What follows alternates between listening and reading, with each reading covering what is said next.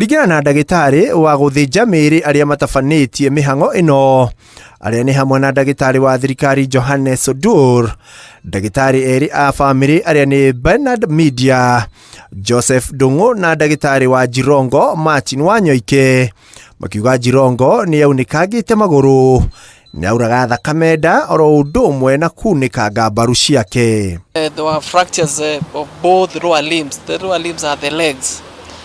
There was a crash injury to the chest with multiple ribs fracture. We are in concurrence as to what caused death.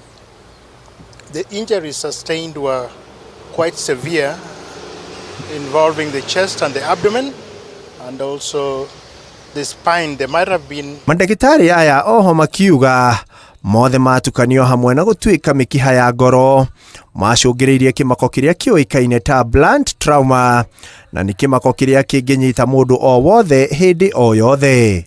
We formed an opinion that the late Cyrus Jirongo died as a result of a crash injury to the chest, the abdomen, and also spinal injuries due to blunt force trauma.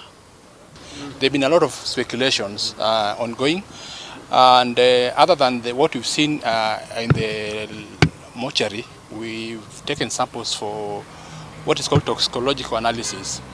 The samples have been taken in sets, some which will be analyzed by our government chemists, and some which will be analyzed by the private pathologists on behalf of the family.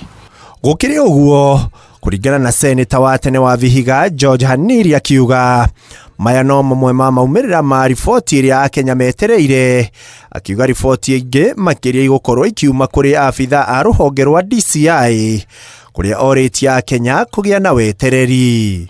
We want to plead with everyone. I know the matter is very emotive. It has generated a lot of interest, political and otherwise, but we want to be patient. Nĩ thutha wa riboti ya maumĩrĩra ma mwĩrĩ marĩa matabanĩirio gũkũ Lee Funeral Home marĩa monanĩtie gĩkuũ kĩa mũtigairĩ kĩaumanire na kũhũra nguo ciĩga cia mwĩrĩ, rĩu maitho mothe merekeirio kũrĩ rũhonge rwa DCI nĩguo kũheana riboti ĩrĩa ĩngĩ ya gũcokia ciũria iria famĩlĩ na andũ a nyũmba mathiĩte na mbere na kwĩyũria. Handũ-inĩ ha Inooro TV ndĩ mũciĩ wa kũiga mĩĩrĩ wa Lee Funeral Home mũciĩ wa Nairobi, rĩtwa rĩakwa nĩ Ikua o Aboshi.